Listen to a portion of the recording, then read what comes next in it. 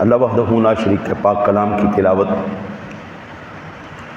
پیارے محبوب کریم علیہ الصلوۃ والتسلیم کی ذات گرامی کی بارگاہ مقدسہ میں ہدیہ عقیدت پیش کرنے کے بعد سب سے پہلے دعا گو ہوں اللہ اپنے حبیب کریم علیہ الصلوۃ والتسلیم کا صدقہ حق اور سچ کہنے کی توفیق عطا فرمائے،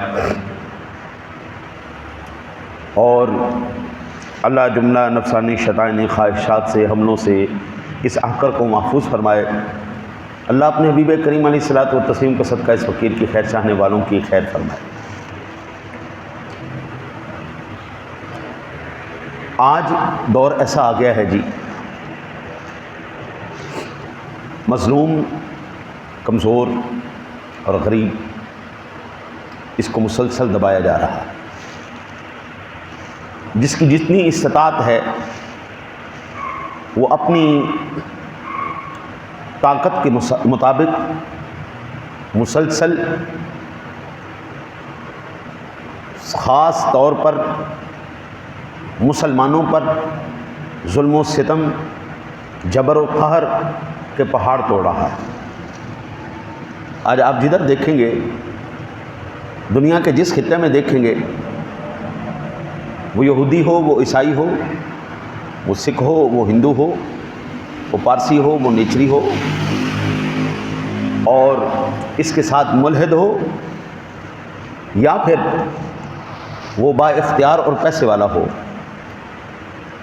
ان لوگوں نے ملت واحدہ ہو کر کمزوروں کو، بے بسوں کو، غریبوں کو، مسلمانوں کو اس صفحہ ہستی سے مٹانے کا ہر ایک حربہ استعمال کیا ہوا ہے۔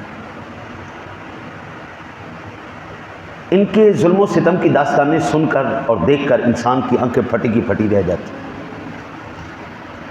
اور بندہ یہ سوچنے پر مجبور رہ جاتا ہے،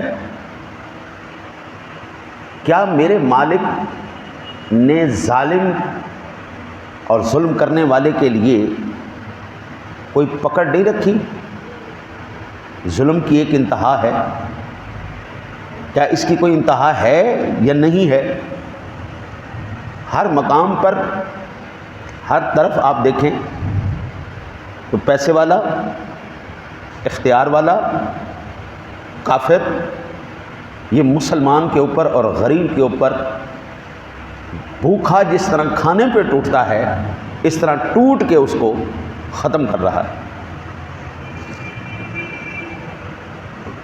پچھلے جمعۃ المبارک سے آج تک میں یہی سوچتا آ رہا تھا، رات کو بیٹھ کر پھر میں نے کہا کہ اللہ اور اس کے رسول کے قرآن اور پیارے محبوب کی حدیث سے ہم اس سے رہنمائی لیتے ہیں کہ کیا یہ ظلم کبھی ختم بھی ہوگا؟ کیا ظالم کا کبھی ہاتھ پکڑا بھی جائے گا؟ تو آج اللہ کے پیارے قرآن اور پیارے محبوب کے فرمان سے ہم ان چیزوں کو دیکھیں گے، تو اس کا تلخیص اور خلاصہ میں آپ کی بارگاہ میں ابتداً رکھ لوں۔ میرا مالک اپنے پاک کلام میں میرے سونے حبیب، میرے سونے نبی جناب محمد الرسول اللہ صلی اللہ علیہ وسلم کی ذات گرامی نے ہمیں یہ تعلیمات دی، ظالم جتنا مرضی ظلم کر لے، اس کو جتنی مرضی مہلت مل جائے، ایک نہ ایک دن میرا سونا ان کو دوڑاتے ہوئے میدان محشر میں لے کے آئے گا۔ ظالم کو جتنی بھی میرا مالک زمین پر جتنا مرضی وہ فساد پھیلائے، وہ جتنا زمین پر ظلم و ستم کرے، کمزور دبے ہوئے اور مظلوم لوگوں پر ظلم کریں، مومنوں کو آزمائش میں ڈالیں، اللہ وحدہ لا شریک فوراً ان کو نہیں پکڑتا، ان کو ڈھیل دیتا ہے۔ میرا محبوب، میرا رب، میرا کریم اللہ رحمان بھی ہے اور حلیم بھی ہے، وہ ظالموں کو، سرکشوں کو، متکبروں کو مہلت دیتا ہے، فوراً نہیں پکڑتا، شاید وہ اپنی گمراہی اور ظلم سے توبہ کر لیں، پہلے اللہ موقع دیتا ہے۔ ارشاد باری تعالیٰ، ان الذین فتنوا المؤمنین والمؤمنات ثم لم یتوبوا فلہم عذاب جہنم ولہم عذاب الحریق۔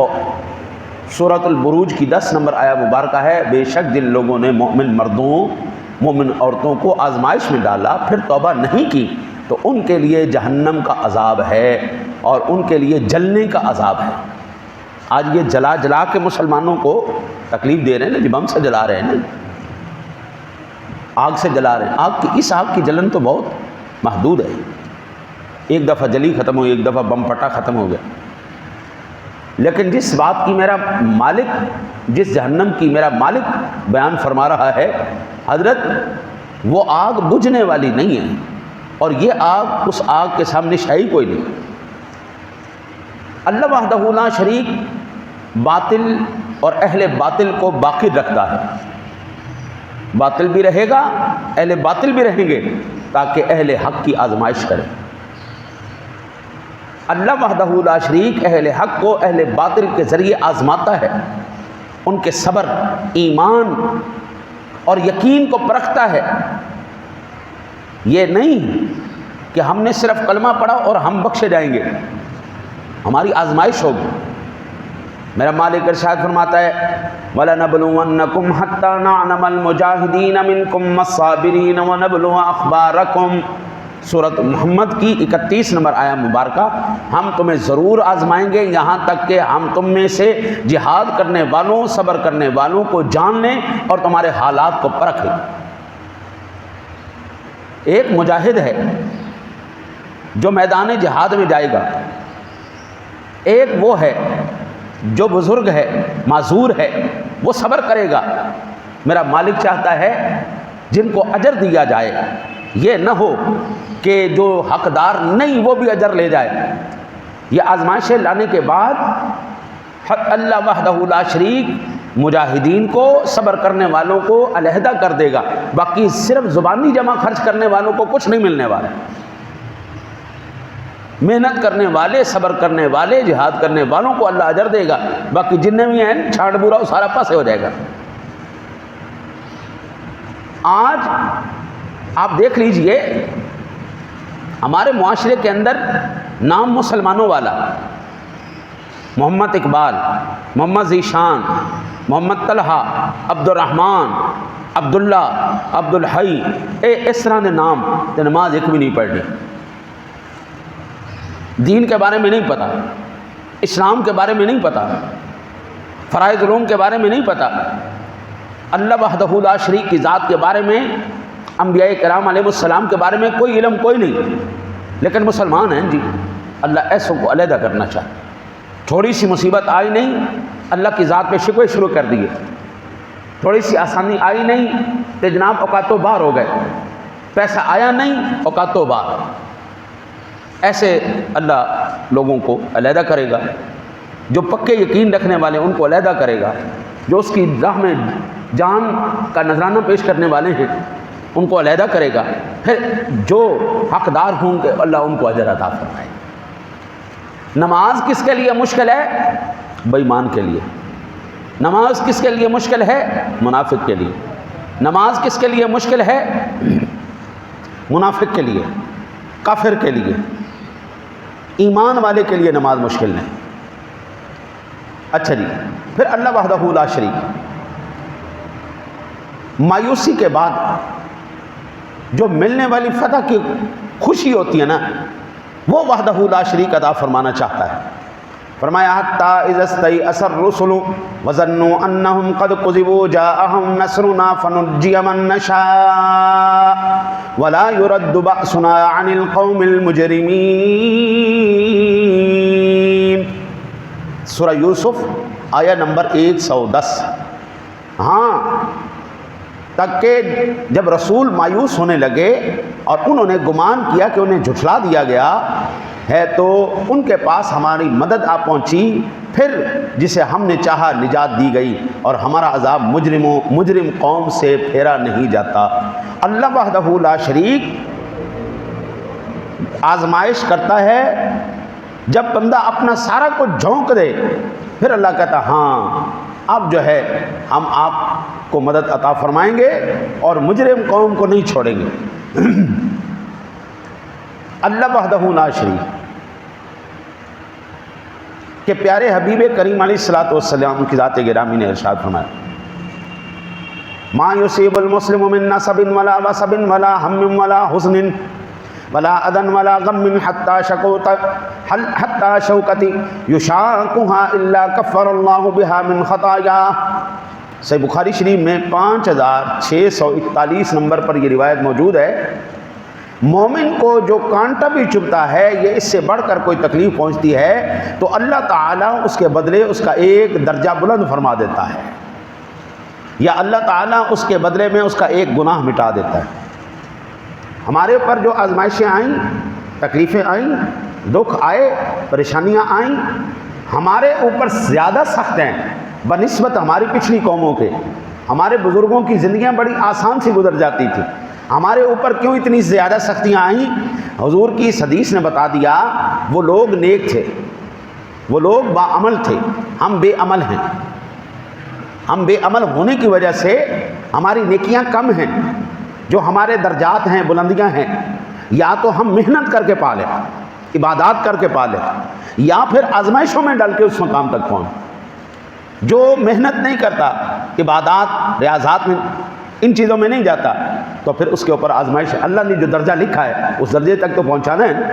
پھر کبھی کوئی تکلیف آئی، کبھی کوئی آزمائش آئی، کبھی کوئی دکھ آیا، کوئی تکلیف آئی، پھر یہ کرتے کرتے کرتے کرتے کرتے اس مقام تک اللہ بندے کو پہنچا دیتا ہے۔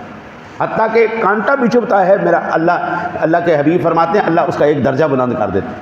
اگر وہ درجہ بلند نہ کروانے والا ہو، گناہ گار ہو، تو اللہ اس کا ایک گناہ مٹا دیتا ہے۔ تو نیکیوں سے گناہ بھی مٹتے ہیں، آزمائشوں سے درجات بھی بلند ہوتے ہیں۔ حضرت سیدنا ابو ہریرہ رضی اللہ تعالیٰ عنہ کی ذات گرامی نے فرمایا، ما یزال البلاء بالمؤمن والمؤمنة فی نفسه وولده ومالہ حتی یلقى اللہ وما علیہ خطیئہ۔ مومن مرد اور عورت پر جان، مال اور اولاد کی مصیبتیں جب نازل ہوتی رہتی ہیں، یہاں تک کہ جب وہ اللہ کے حضور پیش ہوگا تو اس کے نام اعمال میں کوئی گناہ بھی نہیں ہوگا۔ یہ سنن ترمذی شریف میں 2399 نمبر پر صحیح حدیث موجود۔ اللہ وحدہ لا شریک ان آزمائش کے ذریعے دو قسم کے لوگوں کو علیحدہ علیحدہ کر دیتا ہے۔ پریشانیاں آ جائیں، تکلیف آ جائیں، جناب حضرات انبیاء کرام علیہ السلام سے لے کے آخری انسان تک اس روئے زمین پر نسل انسانی میں کوئی ایسا نہیں پیدا کیا گیا پیدائش سے لے کے مرنے تک جس کو کوئی دکھ نہ پہنچا ہو، کوئی تکلیف نہ آئی ہو۔ نسل انسانی کی بات کر رہا ہوں۔ اگر آپ کے علم میں ہے ایسا کوئی شخص جو پیدا ہونے سے لے کے مرنے تک کبھی کسی آزمائش میں نہیں آیا، کبھی پریشانی میں نہیں آیا، کبھی دکھ میں نہیں آیا، تکلیف میں نہیں آیا، مجھے بھی دکھائیے گا، میں بھی اس کی زیارت کروں۔ 450 سال تک فرعون نمرود کے سر میں درد نہیں ہے، 450 سال تک۔ اس نے کہا اوہو میں تو خدا بن گیا، 450 سال گزر گئے، میرے سر میں درد بھی نہیں ہوئی۔ پھر میرے مالک نے اسی نمرود کے دماغ کے اندر لنگڑا مچھر بٹھا کر صبح بھی 5 جوتے مروائے، شام کو بھی 5 جوتے مروائے۔ وہ مسلمان ہو، وہ غیر مسلم ہو، وہ چھوٹا ہو، وہ بڑا ہو نسل انسانی میں سے ایسا وقت نہیں آیا ابھی تک تاریخ انسانی کے اندر، کوشش بڑی کی گئی جس کو آزمائش نہ آئی ہو۔ اب یہ آزمائش آنا یا تو اللہ کے قریب کر دیتا ہے یا پھر اللہ کا باغی بنا دیتا ہے۔ آزمائشیں آئیں، حضرت سیدنا یونس علیہ نبینا علیہ السلام کی ذات گرامی پر جب آزمائش آئی تو آپ نے کیا کہا؟ فرمایا لا الہ الا انت سبحانک انی کنت من الظالمین۔ اللہ کی قرب اس کو نصیب ہو گیا۔ آقا جی کریم علیہ نبینا علیہ السلام سے لے کر جناب آدم علیہ السلام تک حضرات انبیاء کو دیکھ لیں، پہلے صحابی رسول حضرت سیدنا صدیق اکبر رضی اللہ تعالیٰ عنہ کی ذات گرامی سے لے کر آخری انسان آج جو زندہ ہے اس تک دیکھ لیں، حضرت آزمائش ہر ایک کے اوپر آئی، یا اللہ کے قریب کر گئی ہے یا اللہ سے دور کر گئی۔ ہمارے مسلمانوں کے بچے جو اغیار کی اس میں بیٹھتے ہیں، صحبتوں میں بیٹھتے ہیں ان کی منحوس مجلسیں ان کے اوپر غالب آتی ہیں، وہ دہریے ہو جاتے ہیں، اسلام چھوڑ جاتے ہیں. کئی ملت ہو گئے چنگے بھلے مسلمانوں دے بچے اسلام چھڑ گئے. کیوں چھڑ گئے؟ صحبت گندی ملی نا. یا ایسا کہہ لیں گے وہ گند تھا جو جنت میں جانے کے قابل نہیں تھا، اللہ نے اس کو دنیا کا ایک کوڑا بنا دیا. بھائی اسلام کی دولت جس کے سینے سے نکل جائے وہ سینہ تو نہیں، وہ تو کوڑے دان ہے، وہ پیڑ پھر گندگی کا ڈھیر ہی ہے. اللہ وحدہ لا شریک حضرت ظالموں کو کچھ عرصے کے لیے باقی رکھتا ہے تاکہ مومن دنیا کی تلخی چکھے. اللہ ظالم کو زندہ رکھتا ہے ظلم کرنے کے لیے مومن کے اوپر، مسلمان کے اوپر، تاکہ مسلمان دنیا کی تلخی اور مصیبتیں اور پریشانیاں چکھے. اللہ وحدہ لا شریک اس کے نتیجے میں پھر جنت کا حقدار اس کو بنا دیتا ہے، جنت اس کی مشتاق ہوتی ہے. بندہ جب تکلیف میں آ جائے تو جتنی تکلیف برداشت کرتا ہے اتنی ہی زیادہ جنت اس کا انتظار کرتی ہے اور مشتاق ہوتی ہے. اب اس کی میں آپ کو ایک مثال حدیث پاک سے عرض کروں. حضرت انس بن مالک رضی اللہ تعالیٰ عنہ آپ فرماتے میرے آقا جی نے فرمایا یؤتی بانعام اہل الدنیا من اہل النار یوم القیامہ فیسبغ فی النار سبغة ثم یقال یا ابن آدم هل رأیت خیرا قط هل مر بک بالنعیم قط فیقول لا واللہ یا رب ما یؤتی باشد الناس بؤسا فی الدنیا من اہل الجنہ فیسبغ صبغة فی الجنہ فیقال له یا ابن آدم هل رأیت بؤسا قط هل مر بک شدۃ قط فیقول لا واللہ یا ربی ما مر بی بؤسا قط ولا رأیت شدۃ قط. یہ صحیح بخاری شریف میں 2807 نمبر پر، صحیح مسلم شریف میں یہ حدیث پاک، صحیح مسلم شریف میں 2807 نمبر پر اللہ کل قیامت والے دن آقا جی نے فرمایا ایک ایسے شخص کو بلائے گا جس کا جہنم میں جانا طے ہو چکا ہوگا، جہنم واجب ہو چکی. دنیا میں اس نے بڑی عیش کی زندگی گزاری ہوگی، دنیا میں عیش کی زندگی، گڈیاں کاراں بنگلے، دنیا دی سیراں، واہ واہ. غریب آدمی ساری زندگی جس محلے میں زندہ پیدا ہوتا ہے اسی محلے میں مر جاتا ہے. لاہور بھی اس نے نہیں دیکھا ہوتا، پورا پاکستان بھی نہیں دیکھا ہوتا، اتنے ہی زندہ ہویا، بس کم کیتا، کم کر کے اتنے ہی مر گئے. امیراں دی اولاد ناشتہ کرنے واسطے دل کیتا لندن چلے جاؤ جی، جناب فلانی جگہ چلے جاؤ، چلو جی آج مری چلیں جی، آج فلانی جگہ کے تیری خیر ہو. گڈی نو ایکسیلیٹر دیتا جناب آج ہم فلانے پہاڑی علاقے میں جا رہے ہیں، آج ہم کشمیر جا رہے ہیں، آج ہم سوئٹزرلینڈ جا رہے ہیں، آج ہم فلاں جگہ جا رہے ہیں. غریب آدمی ساری زندگی جتنا ان کے جانور کھا جاتے ہیں، کتے کھا جاتے ہیں، جتنا اس سے کم زندگی میں اپنی زندگی کو گزارنے کے لیے اس سے بھی کم راشن میں وہ زندگی گزار کے چلا جاتا ہے. آزمائشاں، پریشانیاں، تکلیفاں، دکھ، اگر یاش آدمی اللہ لے کے آئے گا. اسے دوزخ میں ایک غوطہ دیا جائے گا، جڑے جمے بھی امیر، جوان بھی امیر ہوئے، مرے بھی امیر، جنہ دے نوکر، گڈیاں، بنگلے، سارا کچھ، ایک غوطہ انہوں جہنم دا دیتا جائے گا. یہ صحیح مسلم شریف کی حدیث ہے. پھر اللہ وحدہ لا شریک اسے پوچھے گا اے ابن آدم، کیا دنیا میں تُنے کوئی عیش عشرت دیکھی؟ کبھی دنیا میں تمہارا ناز و نعم سے واسطہ پڑا؟ تو وہ کہے گا یا اللہ مجھے تیری قسم ہے میں نے زندگی میں، پوری زندگی میں کبھی ایک بھی سکون نہیں دیکھا، ایک سکون بھی نہیں دیکھا. وہ بندہ جڑا جمیا بھی امیر، جڑے ساری زندگی ممی ڈیڈی پروگرام، ہماری تو بات بھی ہم کرتے ہیں مردوں کی طرح بات کرتے ہیں، تو جڑے یہ زیادہ ہو جاتے ہیں انہوں دے ہاتھ ایویں ہی چکے جاتے ہیں، ایویں ہی ہاتھ چکے جاتے ہیں انہوں غریباں دے. پتہ نہیں اندروں کیڑی مردانگی جڑی نکل کے وہ ساری زندگی. میں بڑے بڑے بندے نے، میں غریب سے غریب آدمی سے بھی ملا ہوں، امیر سے امیر آدمی سے بھی ملا ہوں. غریب کے مزاج میں، امیر کے مزاج میں زمین آسمان کا فرق ہے حضرت. ان کے بولنے میں، ان کے اٹھنے بیٹھنے، کھانے پینے، ہر ایک چکروں. جن کے جوتے اٹھانے والے الگ نوکر ہیں، جن کا دروازہ کھولنے والے الگ نوکر ہیں، جن کے جانور سنبھالنے والے الگ نوکر ہیں، وہ وکھرے اندر ایک زنانہ پن انہوں دے اندر آ جاتا ہے۔ ظاہری بات ہے جدو زنانی تعلیمہ لوگ کسی تعلیمہ خسری تعلیمہ، ہاں جی آکسفورڈ خسریاں تعلیمہ دے رہے ہیں، انگریز کا کہڑا نظام ہے؟ یہ نظام ہے، یہ تعلیم ہے کوئی؟ وہ انسانیت جنہ دے اندر نہ ہوئے، ہاں جی ہم اس اسلام کی بات کرتے ہیں جس اسلام کے اندر جانوروں کے بھی حقوق ہیں، ہم اس اسلام کی بات کرتے ہیں جس کے اندر سبز گھاس کو، سبز پودوں کو توڑنا بھی حرام ہے، منع ہے، خبردار یہ کام نہیں کرنا۔ ہم اس اسلام کی بات کرتے ہیں جس اسلام کے اندر اگر تو 10 روپے بھی زیادہ خرچ کرتا ہے تو قرآن کہتا ہے ان المبذرین کانوا اخوان الشیاطین، اسراف کرنے والے، زیادہ خرچ کرنے والے یہ شیطان کے بھائی ہیں۔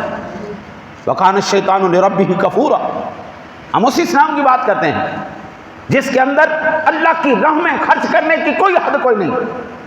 ہم اس اسلام کی بات نہیں کرتے، ہم اس تعلیم کی بات نہیں کرتے جو کہتا ہے سود سے بھی لو، منافع سے بھی لو، ظلم کر کے بھی لو، اس کے اوپر قبضہ کر کے بھی لو، اور خبردار کسی کو دیا، یہ دینے سے مال ختم ہوتا ہے۔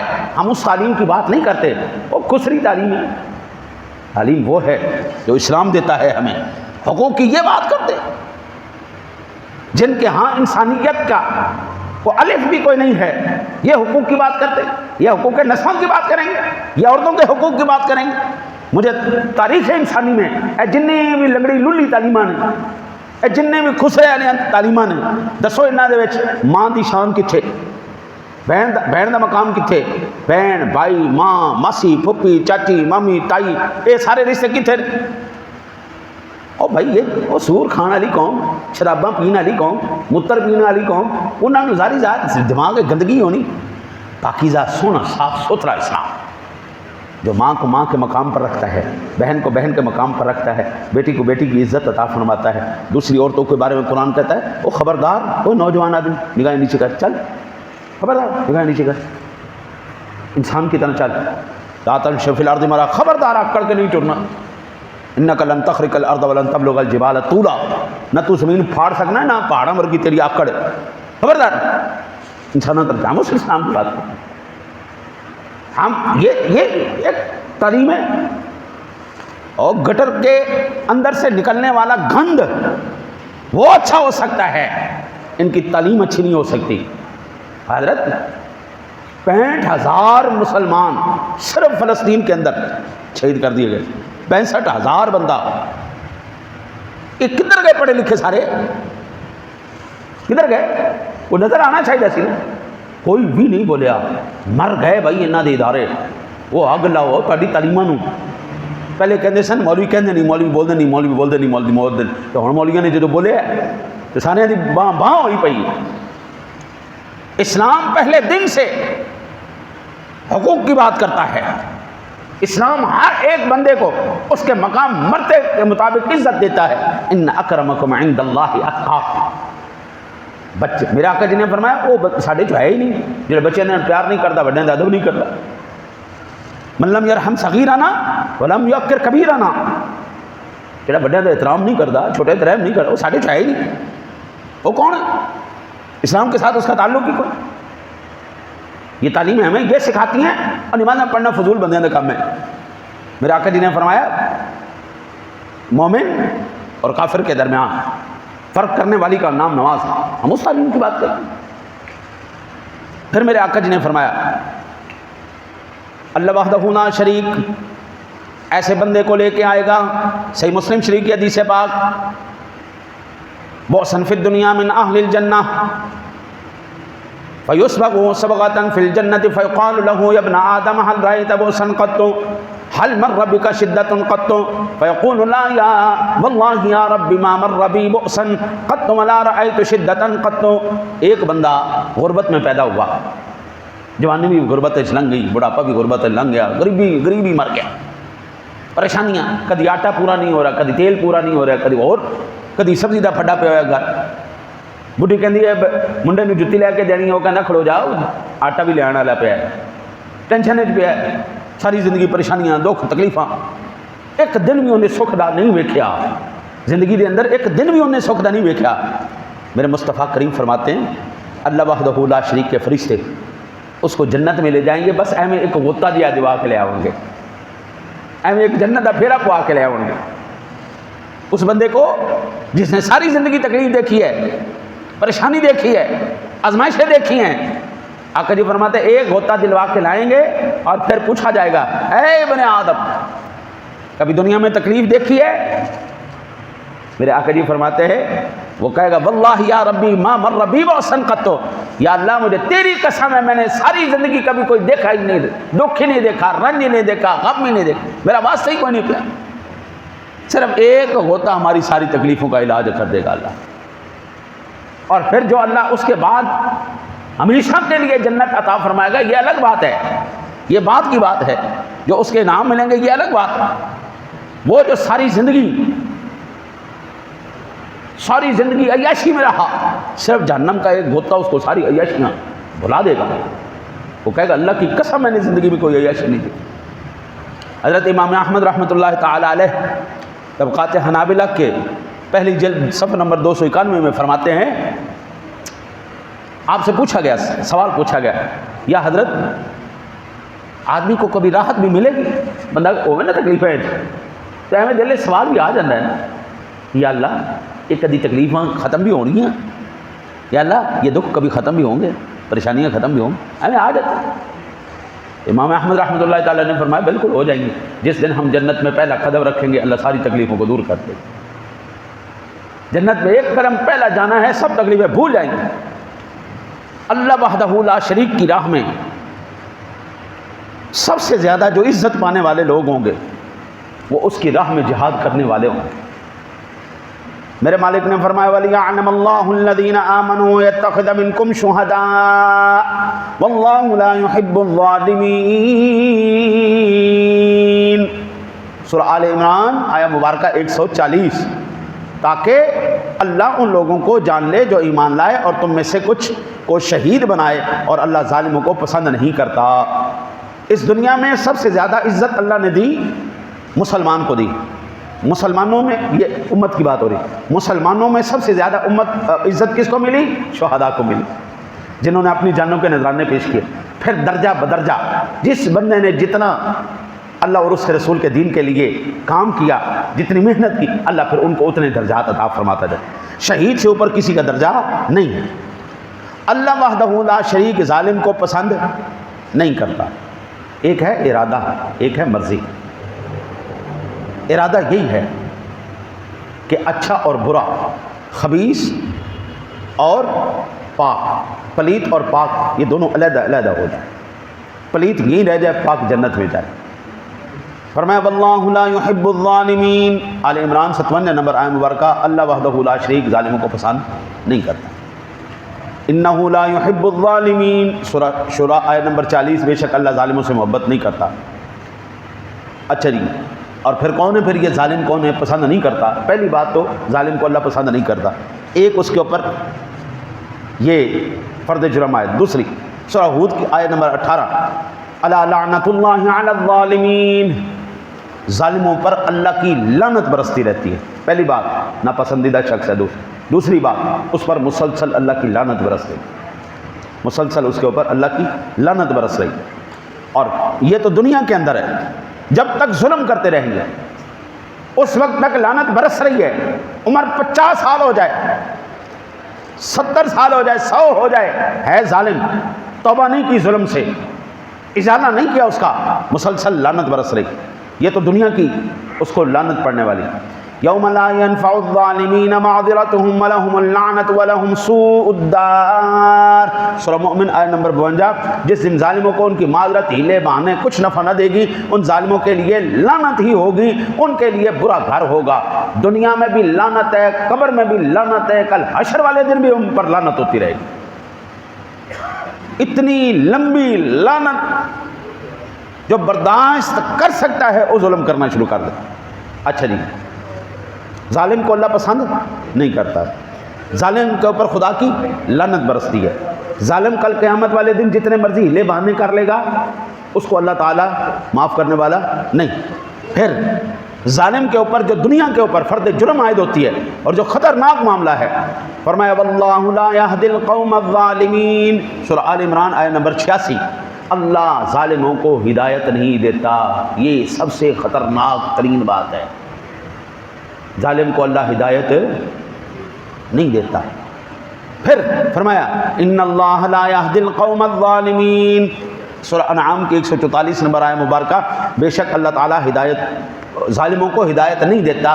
جو ظالم ہے وہ تو ظالم ہے، جو ظالم کی حمایت کرنے والا بھی ہے وہ بھی ظالم ہی ہے، ظالم کی حمایت کرنے والا بھی ظالم ہے، اس کو موٹیویٹ کرنے والا بھی ظالم ہے، ظلم کرنے پر ابھارنے والا بھی ظالم ہے، اللہ ان کو بھی ہدایت نہیں دیتا۔ عمرہ لنگ جاندی ہیں جناب، اللہ ہدایت نہیں دیتا۔ میں نے اپنی زندگی میں بڑے بڑے معاملات دیکھیں حضرت، زندگی میں نے ایسے کچھ میں نے اپنی آنکھوں سے دیکھیں، کچھ ویڈیو میں دیکھیں۔ یہ غالباً 24 سال کی بات ہے، یعنی پچھلے سال کی بات، 2024۔ ایک ویڈیو وائرل ہوئی تھی، ایک ایسا بندہ جو سرکاری عہدے پر فائز تھا، جس نے ظلم و ستم کی انتہا کر دی تھی، میرے مالک نے اس کے دماغ کے اندر کیڑے ڈال دیے تھے۔ ڈاکٹر اس کے کیڑے نکالتے تھے، پھر کیڑے پیدا ہو جاتے تھے، پھر وہ نکالتے تھے، پھر پیدا ہو جاتے تھے، کرتا جا رہا ہے۔ اس کو کہہ رہے ہیں توبہ کر، کلمہ پڑھ، استغفار کر، میرے مالک اس کی زبان پر کلمہ جاری نہیں ہونے دے رہا، میرا مالک اس کی زبان پر توبہ کے کلمات نہیں آنے دے رہا۔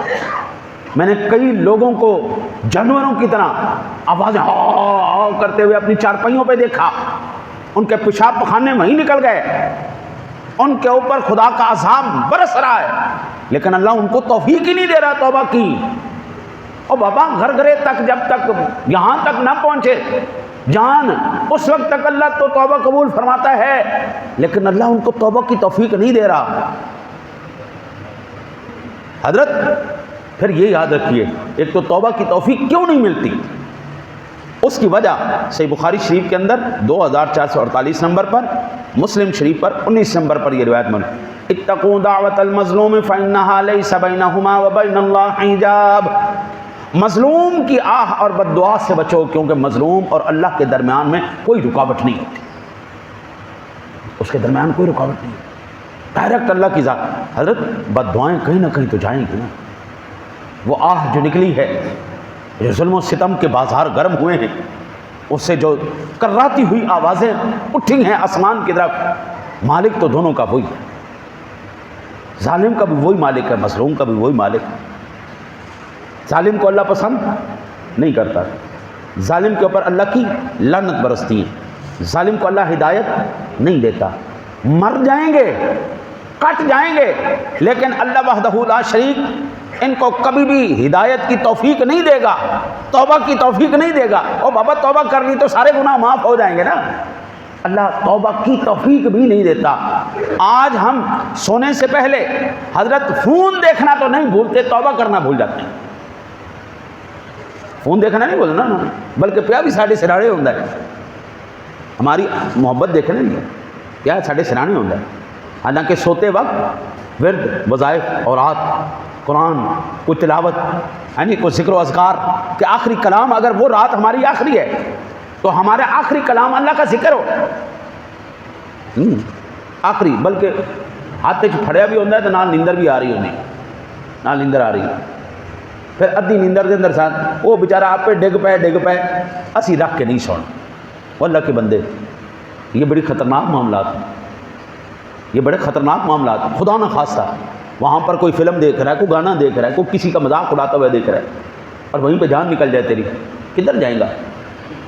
چور کا چوری کرتے وقت ایمان اس کے ساتھ نہیں ہوتا، زانی کا زنا کرتے وقت ایمان اس کا ساتھ نہیں ہوتا، اسلام کی حدود توڑتے وقت بندے کا ایمان اس کے ساتھ نہیں ہوتا۔ اگر اسی وقت جان نکل گئی تو بے ایمان ہو کے مریں گا، ضرور بے ایمان ہو کے مرنا ہے۔ پھر میرے آقا نبی اکرم صلی اللہ علیہ وسلم نے، اللہ اکبر، کیسے مظلوم کی جو ہے وہ دعا بد دعا اللہ کی بارگاہ میں چڑھتی ہے۔ حضرت ابو سعید خدری رضی اللہ تعالیٰ عنہ روایت کرتے ہیں کہ اہل کوفہ نے سعد بن ابی وقاص کی حضرت عمر کی بارگاہ میں شکایت کی. حضرت عمر فاروق اعظم رضی اللہ تعالیٰ عنہ کو معزول کر دی. حضرت عمار کو کوفے کا حاکم بنایا تو کوفے والوں نے سعد کے متعلق یہاں تک کہہ دیا کہ وہ تو اچھی طرح نماز بھی نہیں پڑھا سکتے. یہ حضرت سعد کوفے میں امامت کرتے تھے. آج کل اماموں کے اوپر بھی بڑا دھاب ہے. میں نے زندگی میں پہلی دفعہ یہ پچھلے دنوں میں دیکھا ہے ایک امام مکے جا کر وہ اپنے مقتدیوں کی اپنی انتظامیہ کی وہ اللہ کے گھر میں کھڑا ہو کر ان کے لیے بددعائیں کر رہے ہیں. برباد ہو جاؤ, تباہ ہو جاؤ, وہ تسی میرے تے ظلم کیتا, وہ تسی میرے ہوتے ظلم کیتا. یہ ظلم آج سے نہیں چل رہا, یہ تکلیف آج سے نہیں چل رہی, صحابہ کے دور سے چل رہی. حضرت سعد رضی اللہ سعد ابن ابی وقاص رضی اللہ تعالیٰ عنہ یہ بھی امام مسجد تھے, اور امام مسجد سے اللہ ماشاءاللہ کوئی ماں دلال خوش ہوئے, ورنہ ہر کسی نے شکوہ ہی ہوتا ہے, ہر کسی نے شکوہ ہی ہوتا ہے. اور مولوی صاحب کی سلوار اتنے نہیں ہوتی, مولوی صاحب کی پگڑی ٹھیک نہیں, مولوی صاحب فلان کوئی نہیں. تو یہ سعد ابن ابی وقاص جنہوں نے رسول اللہ صلی اللہ علیہ وسلم نے نماز سیکھی تھی, انہوں نے اتنے بھی اعتراض ہوا ہے. فاروق اعظم رضی اللہ تعالیٰ نے فرمایا یار تیری شکایتیں بڑی آ رہی ہیں, چلو چھڈو انہوں معزول کرو, امامت تو انہوں ختم کر. حضرت عمر نے ایک بندہ بھیجا اور کوفے والوں سے ابو اسحاق سے کہا کہ ان سے جا کے ذرا خبر تو لے کے آؤ اصل ماجرا کیا ہے. اہل کوفہ کا خیال تھا کہ وہ اچھی طرح نماز نہیں پڑھا سکتے, لمبا قیام ہونا چاہیے, لمبے لمبے سجدے ہونے چاہیے, آپ قوم نو لا دو بھائی پیچھے تھے. آپ نے جواب دیا اللہ کی قسم میں تو انہیں نبی اکرم صلی اللہ علیہ وسلم کی طرح ہی نماز پڑھاتا تھا, اس میں کوتاہی نہیں کرتا کہ عشاء کی نماز پڑھاتا تو اس کی پہلی 2 رکعات قرات لمبی کرتا اور دوسری 2 رکعتیں ہلکی پڑھاتا. سیدنا عمر فاروق اعظم رضی اللہ تعالیٰ نے فرمایا اے ابو صاحب مجھ کو تم سے امید بھی یہی تھی. پھر آپ نے ساتھ مجھے ایک بندہ ملا شادی پہ پڑھ کے کہنا مفتی صاحب تھوڑے پیچھے نماز پڑھنے کا سواد بڑا ہوں لیکن میں تھوڑے پیچھے نماز نہیں پڑھتا. میں کہ کیوں, تسی 10 منٹ کی نماز پڑھاتے ہو, 10 منٹ نماز پڑھاتے ہو, ساڑھے اتنا ٹائم قیمتی ہوتا ہے تو ضائع کر دیں. میں کہا پھر کس طرح کی نماز ہونی چاہیے, کہتے 4-5 منٹ نماز پوری کرو, 3 منٹ نماز پوری کرو. میں 120 کی سپیڈ لا دی. حضرت سعد ابن ابی وقاص بھی کہہ رہے ہیں میں پہلی 2 رکعتیں لمبی کرتا ہوں, قرات لمبی کرتا ہوں, دوسری ہلکی کر دیتا ہوں. حضرت عمر نے کہا بالکل یہی نماز ہے نبی کی نماز. کئی آدمیوں سے پوچھا, قاصد نے ہر مسجد میں جا کے ان کے متعلق پوچھا, سب نے آپ کی تعریف کی, لیکن جب بنی عبس کی مسجد میں گئے تو ایک شخص کا نام اسامہ بن قتادہ اور کنیت ابو سعدہ تھی, کھڑا ہوا اور اس نے کہا اما اذا نشدتنا فإن سعدا كان لا يسير بالسرية ولا يقسم بالسوية ولا يعد في القضية قال سعد أما والله لأدعون بثلاث اللهم إن كان عبدك هذا كاذبا قام رئاء وسمعة فأطل عمره وأطل فقره وعرضه بالفتن. وكان بعد إذا سئل يقول شيخ كبير مفتون أصابتني دعوة سعد قال عبد الملك فأنا رأيته بعد قد سقط حاجباه على عينيه من الكبر وإنا لا يتعرض للجواري في الطرق يغمضهن. آپ فرماتے ہیں کہ جب آپ نے اللہ کا واسطہ دے کر پوچھا تو سنیے, سعد نہ فوج کے ساتھ خود جہاد کرتے تھے, نہ مال غنیمت کی صحیح تقسیم کرتے تھے, نہ ہی فیصلے میں عدل و انصاف کرتے تھے. یہ سن کر سعد رضی اللہ یہ ان پر اعتراض کیا گیا. بابے نے اعتراض کیا کہ جناب نہ تو یہ بندہ جہاد کرتا ہے, نہ صحیح تبلیغ کرتا ہے, انہوں پیسے دیتے جانتے صحیح تقسیم نہیں کرتا, فیصلے بالکل غلط کرتا ہے. یہ جب الزام لگائے گئے حضرت سعد ابن ابی وقاص پر, آپ نے فرمایا اے اللہ یہ بندہ جو کہہ رہا ہے اس کے بارے میں 3 دعائیں کرتا ہوں. اے اللہ اگر یہ تیرا بندہ جھوٹا ہے اور صرف ریا اور نمود کے لیے کھڑا ہوا ہے تو اس کی عمر کو دراز کر. یا اللہ یہ میرے اتنے الزام لا رہے ہیں, ان کو کوئی ثبوت نہیں, میں ایسا نہیں کیتا.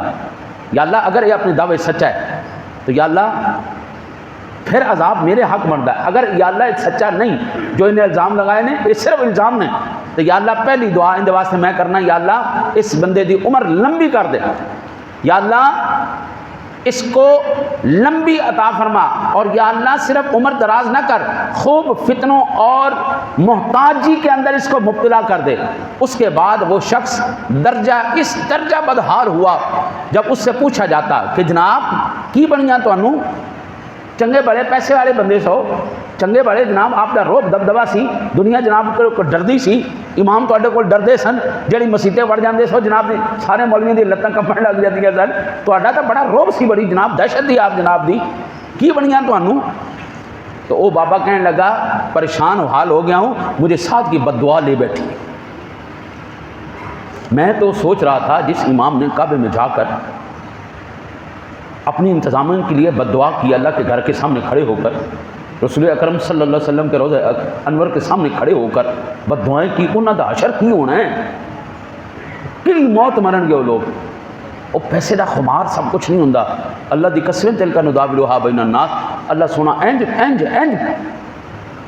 حالات کو بدل کے رکھ دینا ہے، کل دے فقیراں نو اللہ بادشاہ بنا دیتا، بادشاہ نو اللہ فقیر بنا دیتا۔ یہ تو ہم نے اپنی عراق دی جنگ میں دیکھ لو، حضرت بادشاہوں کے بیٹوں کو رب کریم نے غاروں میں بغیر کسی ناز و نعم کے انتہائی قلیل ترین اسباب زندگی کے اندر زندگی گزارتے ہوئے دیکھا، بادشاہوں کے بچوں کو فقیر ہوتے دیکھا، بادشاہوں کو تختوں پر چڑھتے ہوئے دیکھا۔ تلک نداولھا، پیسہ رہنا کوئی نہیں، اختیار رہنا کوئی نہیں، یہ ظلم و ستم کی داستانیں رقم کی جا رہی ہیں، حضرت نتائج ان کے نکلنے۔ وہ بڈھا پریشان ہو گیا، سلیل ہو گیا، کہنے لگے میں نے ساتھ دی بد دعا کھا گئی۔ عبد الملک فرماتے ہیں میں نے اس کو دیکھا، بھویں بڑھاپے کی وجہ سے اوپر آ گئے، ساری اکھاں دیا بند ہو گئی ہیں، لیکن پھر بھی راستوں میں بیٹھ کر لڑکیوں کو چھیڑتا تھا، بڈھا ہو گیا سی۔ ایتھے بھی بڈھے حرام دے پھر دینے، ایسے ایسے خناس بڈھے، میری بچیاں آ رہی ہیں پڑھ کے، تو وہ بڈھا چھڑن لگ گیا۔ بیٹی کہنے لگی آپ میرے دادا جی کی عمر کے، آج بھی ایسے حرام خور بڈھے ہیں جڑی کسی دی بہن بیٹی دی عزت نو وہ نہیں دیکھ دے۔ حضرت وہ بات یہ نہیں ہوتی، بات ہوتی ہے اس کو کسی کی بد دعا لے کے بیٹھ گئی، ورنہ بڈھا ہو جائے بندہ شرم نہ آوے، بڈھا ہو جائے بندہ دل نرم نہ ہوئے، بڈھا ہو جائے بندہ عابد نہ ہوئے، یہ اسی نہیں دیکھیا۔ اور بڑھاپے دے اندر بھی خدا دی لعنت لے رہے ہیں، انہا مطلب ہے ان دے پیچھے کوئی بد دعا کم کر۔ حضرت مظلوم کی دعا، مظلوم آدمی کے پاس، یہ روایت بخاری شریف میں 755 نمبر پر روایت موجود ہے۔ ظلم و ستم کی رقم، داستان رقم ہونا آج کی بات نہیں، اور یہ ساری کی وجہ یہی ہے کہ اللہ اچھوں کو علیحدہ کر رہا ہے، بروں کو علیحدہ کر رہا ہے۔ میرا آقا جی علیہ الصلوۃ والسلام کے فرمان کا ایک جملہ آقا جی نے فرمایا، جو زندہ ہوں گے وہ قبر والوں کو دیکھ کر یہ کہیں گے سونے زمانے ٹر گئے۔